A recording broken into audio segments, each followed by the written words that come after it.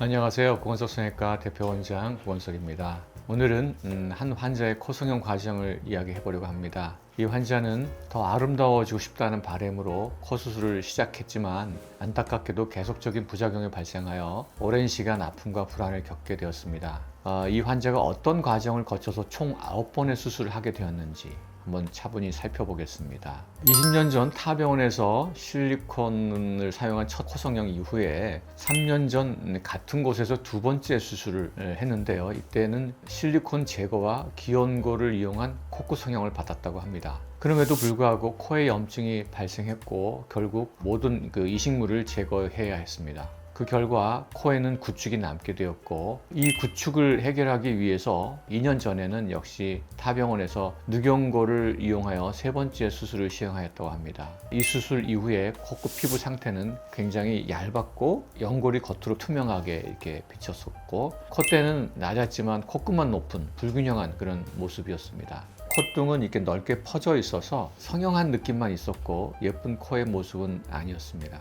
저희 병원에서 실시한 첫 번째 수술, 총 4번째 수술 과정이 되는데요. 코끝에 지지대로 사용되고 있었던 그 늑연고를 모두 제거하고 좀 더 부드러운 연골인 귀연고를 이용해서 비주 지지대를 새로 대주었고, 코끝의 높이를 좀 낮춘 상태로 이렇게 조절했으며, 그래서 코끝 피부의 긴장도를 좀 낮췄습니다.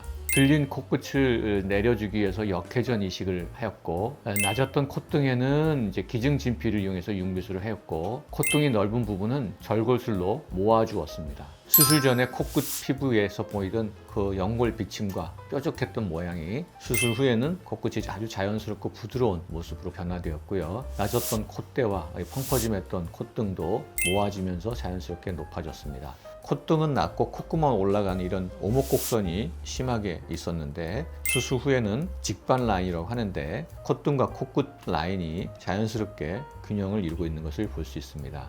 이 수술이 끝난 후에 환자분은 굉장히 얼굴도 밝아졌고 또 병원 식구들과도 친해지면서 여러 가지 뷰티 시술도 받으셨습니다.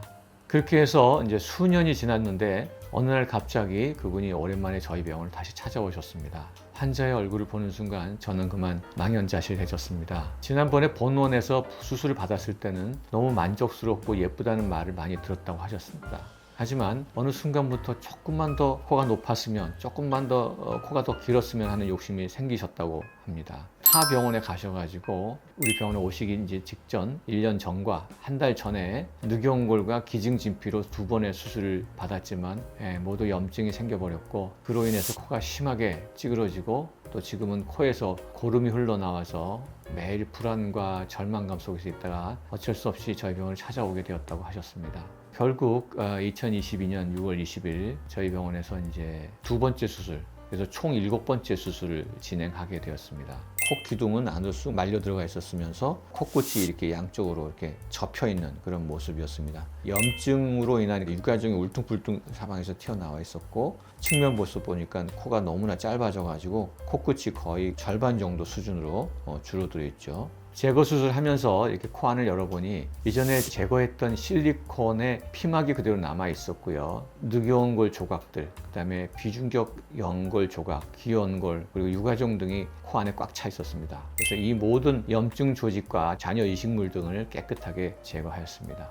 수술 후 한 달째 되는 사진에서 보면 비주가 좀 더 안으로 말려 들어가 있고요. 콧구멍이 더 좁아졌으면서 피부는 굉장히 뻣뻣하고 굴곡이 있는 상태였습니다. 되도록이면 빠른 시간 내에 재건 수술을 하기 위해서 제거 수술 한 달째부터 자가혈장 농축액 주사를 한 달 간격으로 맞기 시작했습니다. 그래서 총 3번을 맞았고요. 제거 후에 5달째 사진을 보면 피부가 많이 부드러워지고 수축이 좀 풀린 것을 확인할 수 있었습니다. 그러나 아직까지는 재건 수술 진행을 하기에는 충분치 않은 상태였습니다. 아래쪽에서 본 사진을 보면 제거 수술 전에는 이렇게 물방울처럼 이런 유가종이 울퉁불퉁 사방에서 튀어나와 있었고 코끝을 막고 있었죠. 그래서 제거 후 모습을 보면 이런 울퉁불퉁했던 유가종이 모두 깨끗하게 제거되었지만 피부의 수축으로 인해서 비준 안으로 더 말려 들어갔고 피부는 더 뻣뻣하게 변형되어 있었습니다. 5살째 사진을 보면 붓기도 많이 줄어들고 코끝이 슬림해졌고 피부도 좀 더 매끄러워진 것을 확인할 수 있었습니다.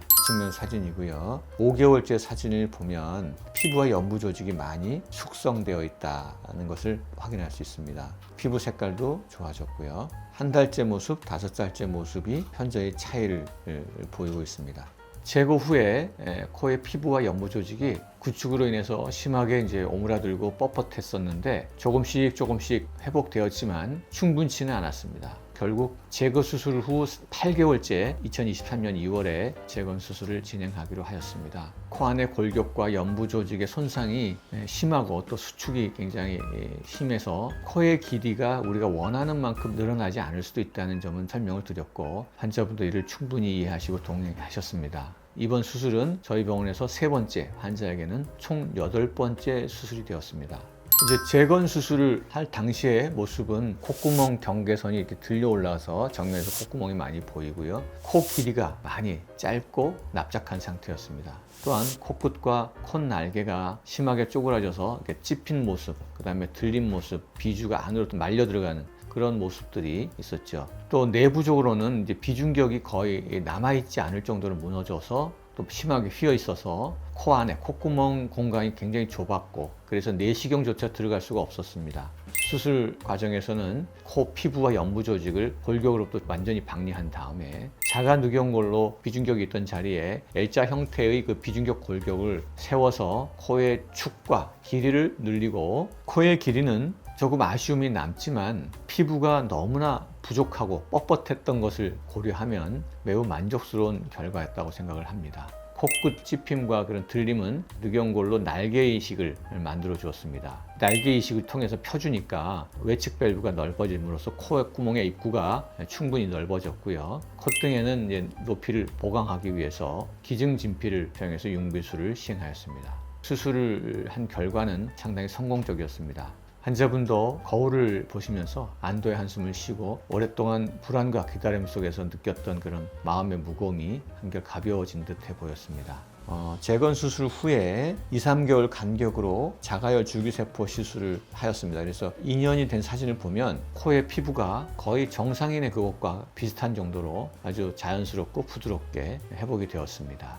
그런데 피부와 연부 조직이 또 건강하게 회복되면서 환자분은 또다시 서서히 욕심이 생기기 시작했습니다. 코의 길이도 조금 늘려주고 코끝의 변형도 좀 보완해주고 콧대도 약간만 더 올라갔으면 좋겠다. 이제 마지막으로 재건 수술 꼭 한 번만 더 해달라고 그렇게 요청을 하셨습니다. 그동안에 너무 많은 수술을 거쳤고 비주에 남은 여러 번의 수술 흉터 때문에 비주의 괴사 위험도 커서 정말 너무나 부담이 큰 그런 상황이었습니다.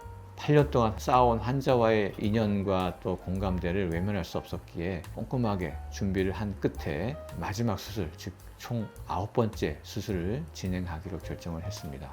이번 재건 수술에서도 다시 자가 누경골을 채취해가지고 코의 골격을 더 늘려주고 또 날개 연골 이식, 콧구멍 안에 복합 이식 등을 통해서 우측의 콧구멍 노출 문제를 해결하였습니다. 수술 전후 모습인데요. 콧구멍이 이렇게 뾰족하게 당겨 올라간 모습이 이제 수술 후에는 덮여 내려온 것을 확인할 수 있었습니다. 코의 길이도 충분히 늘어났고 비주도 좀 더 동그랗게 도톰하게 내려온 것을 확인할 수 있습니다. 또한 콧등의 피부와 연부 조직이 굴곡도 없이 매끄럽게 쭉 뻗어 있는 모습을 볼 수가 있습니다. 단순히 외형적인 개선뿐만이 아니라 기능적인 부분도 완벽하게 개선하였으며 환자는 비강호흡이 거의 정상화된 것을 볼 수 있었습니다. 이 사례는 부작용으로 인해서 복잡하고 어려운 상태에서도 정확한 계획과 섬세한 접근을 통해서 만족스러운 결과를 얻어낼 수 있었음을 보여주는 소중한 경험이 되었습니다. 지금까지 구원석 성형외과의 대표원장 구원석이었습니다.